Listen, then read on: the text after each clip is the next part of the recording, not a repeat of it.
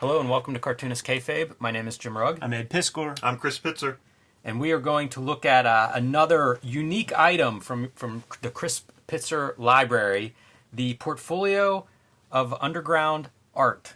Want to ask everybody to like, follow, and subscribe to the Cartoonist Kayfabe channel if you haven't done so already. Hit that bell icon next to the subscribe button. It'll notify you when we post a new video, which will help mitigate the kayfabe effect. When you see something unique come onto this channel that you want to add to your collection, you race out to your local comic shop or Amazon or eBay to try to track a copy down. So does everybody else that sees these videos. So like these videos, subscribe, and hit that icon so that you'll be the first one in line trying to track down this stuff. And let these videos play through to the end. It helps YouTube share our content with other comics fans who have not found Cartoonist Kayfabe yet. Thank you for your help on that. That is how we grow Cartoonist Kayfabe. Chris, what can you tell us about this? This is one of the latest or youngest things in my collection. I feel like I got this like a year, 2 years ago. And I was never that knowledgeable about the underground. So this is kind of my way of getting into it in one easy package. It's a really nice historical document. As you note, as you're flipping through, it's a Shanus and Shanus production. Shanus and Shanus, Pacific Comics, Blackthorn. Bill Shanus would go on to work for Diamond and become like the guy who brought Ad House into Diamond and was like a big guy in Diamond. He was like third or fourth in command, I feel like. So just interesting, like, artifact of the times, paying homage to the underground movement. Yeah, and guys who really were influential in the early days of shaping the direct market, and some of the stuff that we would kind of take for granted as like a part of the direct market didn't exist before these guys start getting in there and doing things like Pacific Comics. Yep. Some creator rights coming out of that kind of operation with like Jack Kirby getting to own his own books, for example. But also that idea of pre-orders means we can be successful and compete with the Marvel Comics without publishing 500,000 copies of something. And having to have a bunch of those returned back and pulped and not make profits on it. And speaking of limited edition, we see here numbered editions. All of these prints signed by the artist, starting with Rick Griffin here on the cover, and 39 of 1,200 copies. So again, testing that early distribution channels and figuring out like, how does this work? What is this new model that's starting to emerge? I feel like this also, I'm not sure, but 1980. So I feel like, I don't know, time-wise, is this before Pacific? Right, Shanus and Shanus is before Pacific. Absolutely, Yeah. And there would be ads in like the little ad pages in Marvel Comics. You would see Shanus and Shanus. So let's dive in and start looking at these prints and some of these underground artists. I mean, I'm a mark for Rick Griffin. He's probably my favorite underground guy. So when he does the cover to the portfolio, which will be later in the back, he's going to be my number one plate that I put in this book. Oh yeah, sure. Worth noting. These aren't in a specific order. No, this is the Pitzer order. Yeah. And also, I'm a packaging guy, so I go out and I buy the Itoya Pro Folio version, which is a little bit crisper, a little bit more like Mylar. I cut these pages down to fit. These photo corners are a staple in like 3 or 4 rooms in my house. If I need them, I grab them and use them. And I love that you have them stored in more than one room, because if you got to get to them quick. Yeah, you never know. But I love this image of just the creator. You've got the painter, you got the drawer, you got the inker. But it's like, it's not crystal clear. You have to stop and take time and look at it and figure it out. It's the way his art works. Also, Griffin, known for poster design as well, so of course let him handle some of the typography and the lettering on this stuff. It's interesting lettering. It's like E.C. Segar sort of font or something.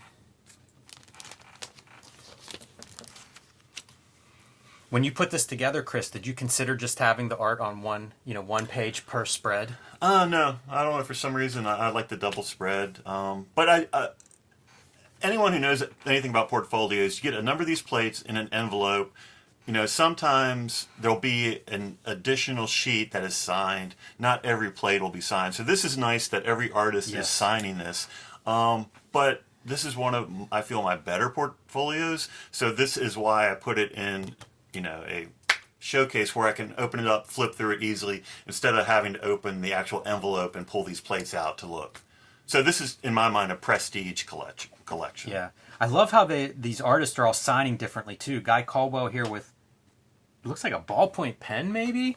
Greg Irons doing a more traditional pencil for a signature. Greg Irons there in the front, or Rick Griffin rather in the front, signing with, I don't know what kind of a device that is. Possibly a marker. There is a little bit of bleed on that. Some thick and thin. Yeah, I was gonna say it's thick and thin, so it makes me wonder. Greg Irons, man, this had to be, near the end of his life. Same with Rick Griffin, I think. Yeah. Pretty cool to be able to get a piece of his art as part of this portfolio to last on, beyond him. And Guy is known for the doll, right? I think so, yeah. What's it called? The doll? The doll. I felt like that was his comic. Curtain jerker. Larry Todd on the left page and Jack Jackson on the right. Larry Todd, not somebody I'm very familiar with his work. And that's a beautiful page. Like, talk about cartooning. Like, you start looking into some of these details. Guy's really going for it. Fantastic lettering throughout this background. It's a beautiful piece. I'm just not very familiar with what he'd be known for. Yeah, I know the name, and I feel like he might have had one of his comics, out there, but I feel like he was an anthology guy. But I might be wrong. I'm not really strong when it comes to the undergrounds. But nice that there's a little sketch on there Yes. too. Yeah, possibly a signature character, literally. But of course, Jack Jackson, one of the first Fantagraphics artists to be published, I believe out of Texas, right? He's part of that I think Austin so, scene. yeah. Now his graphic novels I would get into. The portfolios were synonymous with like pencil mileage, man. It would be very detail oriented presentations. Mm-hmm.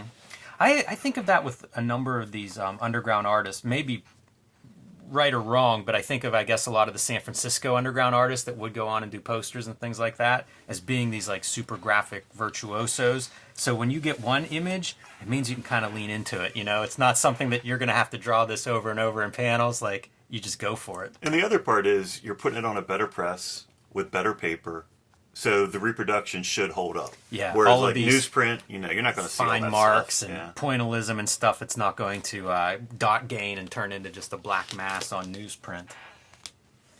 All right, Gary Hallgren on the left, Dan O'Neill on the right. Dan O'Neill, one of the main air pirate potentially. Odd Bodkins is the piece right here, and he's like, the cool thing about the underground cartoonists is that they would lean into their cartooning ancestors a lot. Guys like air pirates like Bobby London and stuff doing the E.C. Seagar, and the line work of Dan O'Neill really feels like a Bud Fisher, like super early 1900s kind of style. Yeah, there are some marks on here that are not very common, I think, in a lot of the contemporary cartoonists. I don't know what he's doing to make some of those marks. Scraping things, doing probably some white media, I imagine, in some of those spots. And you can see that as he's like cutting into the hatching with what looks like white feather lines in some of those spots. His artwork to me is really made for the reduction. Like seeing how it all tightens up, it really feels like that Mutt and Jeff, Happy Hooligan kind of era, kind of cartooning. This Gary Hallgren piece called The Bunny Club, if you start looking closely, and this is one, pause and zoom in on your screen, there must be several hundred characters running through different levels of like this treehouse setting, doing all kinds of stuff, which I associate with cartooning, where you have these characters like, some of it maybe not suitable for all ages. In the shadows of the club back here, a lot of shenanigans going on. They're bunnies. I'm taking a look to see if he might have been like an assistant to Wally Wood, who was doing like a lot of like those wood nymph kind of comics. Wally Wood famous for having assistants. I'm looking in the literature associated with this. I don't see the name pop up, but he was a part of like the Air Pirates as well. It's a nice piece. There's a lot of drawing going on there, a lot of story going on there. Almost panels, as you go through those different levels, both foreground, background, and the vertical kind of levels. Kind of a nice piece like that. It's interesting to get these artists that we don't know and then see kind of how they hang in a portfolio like this. So here we have S.K. Clay Wilson on the left, Robert Crumb on the right. Two giants of underground comics. Cartoonist Kayfabe is sponsored by the comic books Ed Piskor and I make. If you want to support Cartoonist Kayfabe, pick up our comics and books wherever you buy them. Starting with Red Room, the Antisocial Network, Season 1 of Ed's Murder on the Dark Web for Fun and Profit. Trigger Warning, Season 2 is now in stores everywhere. This is issue number 1. Issue 2 also available. Issue 3 coming next month. And available wherever you buy comics, except for banned in 7 comic stores. Hopefully that number's not rising, but you never know. Well, you know what? The cool thing about it rising is that the bigger comic shops heard about that stuff, tripled their orders, man. Nice. WYSIWYG, A History of Computer Hacking. X-Men Grand Design, the Grand Design that started them all, including Hulk Grand Design. Can't wait to see 3 oversized volumes of this available. Can't wait to see what your cover looks like when you put yours together, Jimmy. And Hip Hop Family Tree, A History of Hip Hop, available in 4 treasury-sized editions or 2 beautiful box sets. You can pick up my latest book wherever comics are sold, Hulk Grand Design Monster. This is in comic shops everywhere now, with some beautiful variant covers, a retelling of the 60-year history of the Incredible Hulk, and coming in April, Hulk Grand Design Madness, with also some beautiful cover choices here by Ed McGuinness and Jeff Darrow, as well as my cover. Again, the 60-year history of the Hulk distilled down into 2 very dense, oversized issues. Plain Jane's, the first young adult comic graphic novel here in America by Cecil Castellucci and me. And Street Angel, Deadliest Girl Alive, which just went out of print from Image Comics, Ed. If you guys at home see Street Angel, Deadliest Girl Alive on your comic shop shelves, pick it up because it is no longer available for order. But the original Street Angel hardcover, oversized, these are kind of like director's cuts, almost like artist editions. I think they're the nicest books ever designed. These are all still available from the publisher. You can get them wherever books are bought and sold. And now back to our regular scheduled programming. That's a great spread. Yeah, I mean, that's a powerhouse. That's a Hall of Fame spread. And obviously, right there. you know, both horizontal, so that's why they're together like this, at least in this book. But, yeah, no, amazing work for sure. This piece is always important to me whenever, like, the teachers at the Kubert School are trying to beat into your head accurate perspectives, the importance of all of that sort of thing. It all hinges on this guy right here, man, because he is far below, like, Yes. the horizon line. He's, like, not closer. And you just show them that. It's like, listen, if Robert Crumb can do it, like, I'm going to sort of go my own route with this. Interesting to think of what everybody has taken from Crumb over the years, because I would look at it and think, like, you don't have to rule out your perspective perfectly. Right. You don't have to have straight edges on everything. A lot of lessons to pick up there. Yeah.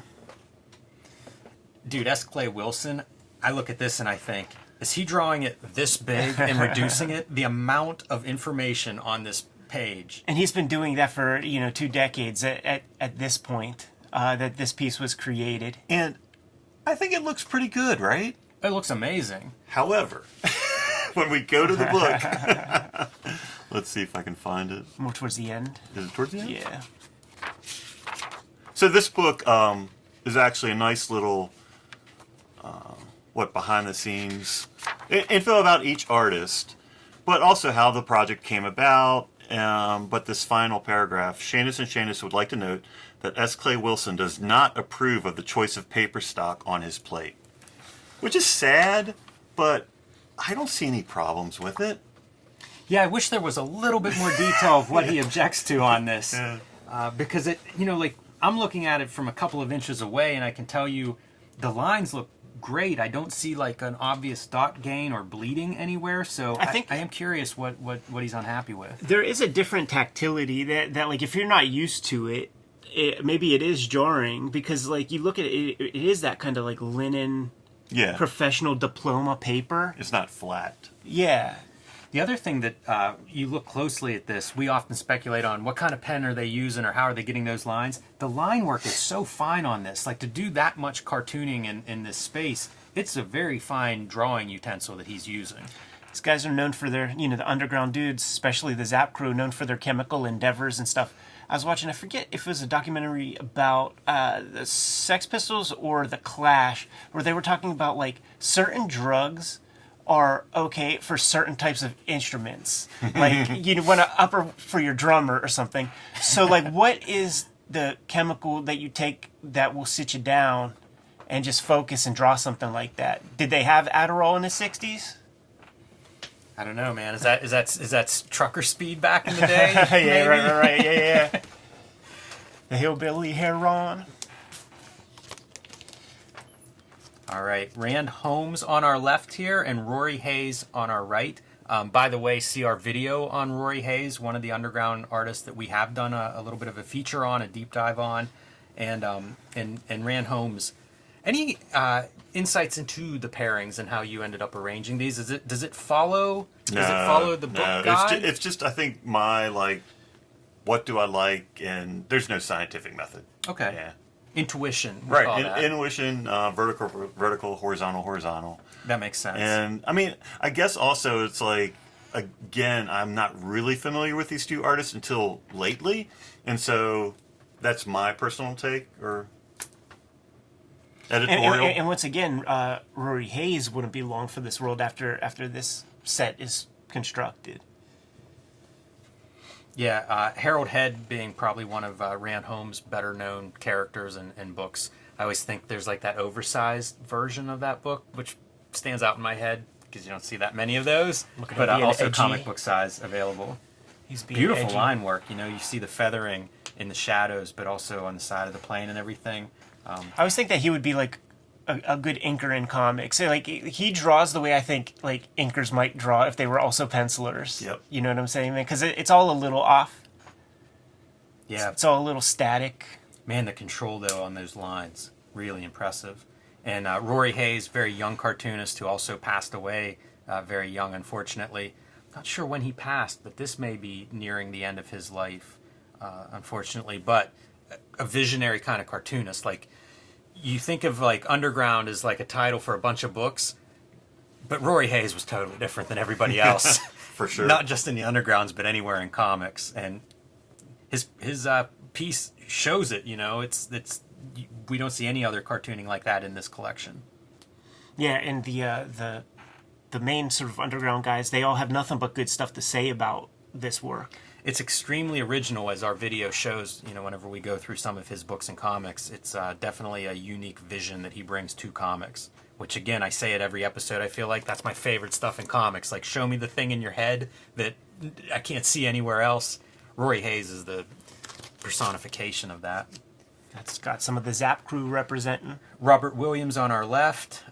Man, his stuff is tight. And Spain Rodriguez, another one of these like Hall of Fame kind of spreads that you've arranged, Chris. The cool thing about the Robert Williams is that the composition is not unlike the paintings that he will grow to do. Well, I guess he was certainly painting it around this time, but absolutely, you know, king of what they call lowbrow art, and the paintings he would do, it would be these kind of pop culture riffs, like, you know, the kind of the pop culture devil sort of character, inject weird occultish imagery, and just kind of be sort of surrealistic, representative, you know, like drawing legit kind of stuff. This is, man, a scene straight out of hell, right? Yeah, Just all some kinds Dante's of Inferno type. hell imagery. The precision that he draws like lines with blows my mind. It looks like it could have been printed on a machine or something, some of these hatch marks. And then like you see the little glimpses of like the metallic textures on the wood barrel, you know, the bands around the wood barrels. I always think of that when I think of his like Zap work. Of, Absolutely. Like, the textures that he could draw in black and white. I don't know if anybody else can do that. His was my favorite stuff of the Zap comics. And when I was a kid and Phantom of the Attic had them, they hit a reprint level where the cover price was $2.95, so it might be like reprints from like the 80s or something. And I just had X amount of money each week, so I'd just get a couple of Zap comics like every time I went to the shop, and like those would be the ones, like, you know, the 3 or 4 or 5 pages of Robert Williams. First off, they were the most cogent and understandable, but also just it was a kind of cartooning language that I understood. You know, real good drawing. He comes from, I mean, he drawing and designing those Mutato Ratfink tees for Big Daddy Roth before doing the underground comics and shit.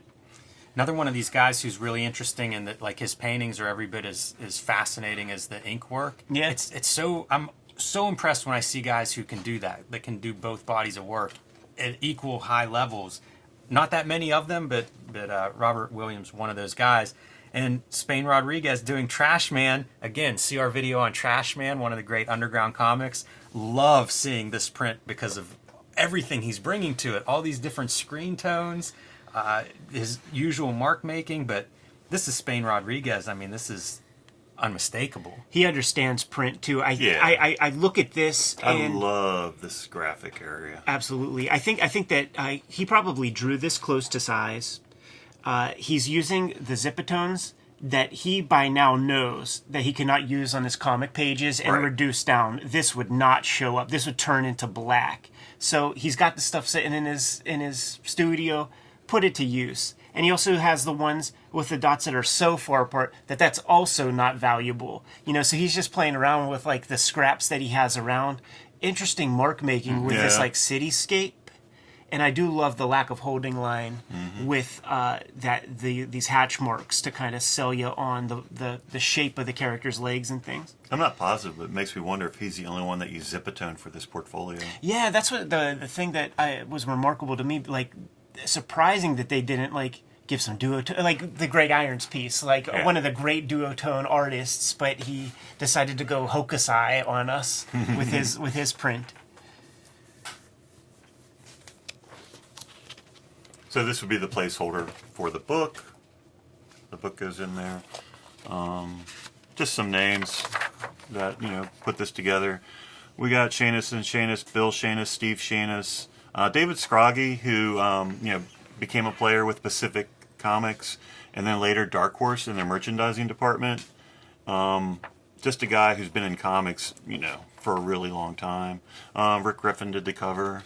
George Oshevsky, is that a name you recognize? I feel like I've seen that name a lot. Here he's credited with typography. I wonder if he's a guy that's done a bunch of design work, maybe at Pacific or at any number of these companies possibly, because I feel like that name I've seen I've seen before. that name, yeah. There was that Same with Scroggy. I was going to say there was that typographer in San Diego that had a machine in his house, and I just read about him. I wonder if that was George. I cannot remember, but he would for Pacific, that's who did their typography. Yeah. And he would just sit there and do the code, and sheets of type would be coming out.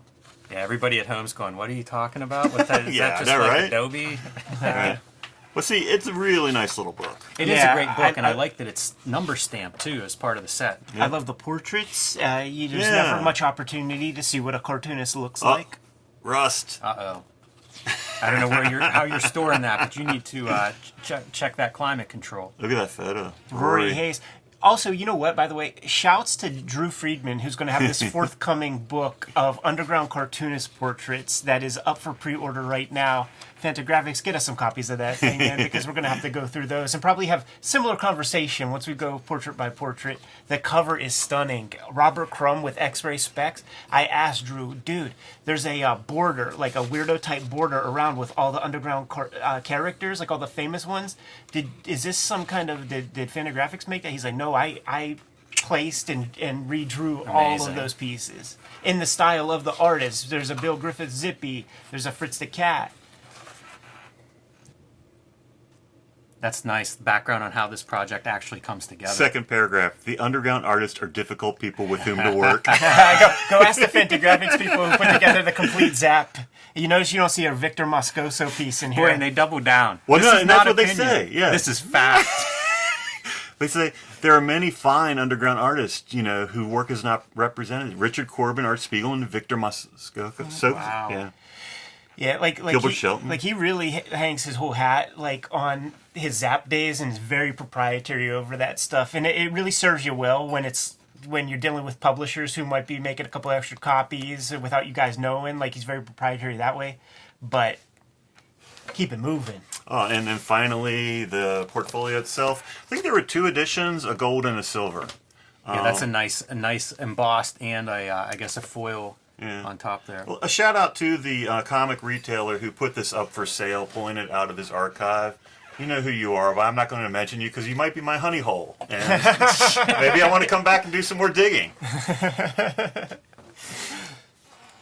That's it.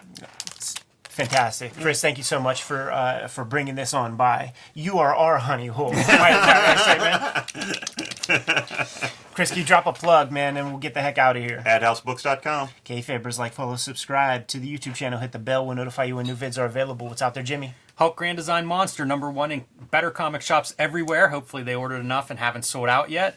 Hulk Grand Design Madness #1 coming to comic shops the end of April. This is a retelling of the 60-year history of the Incredible Hulk through my eye and hand, and 2 double-sized issues. So pick those up, add them to your collection this month, and join me on patreon.com/JimRugg.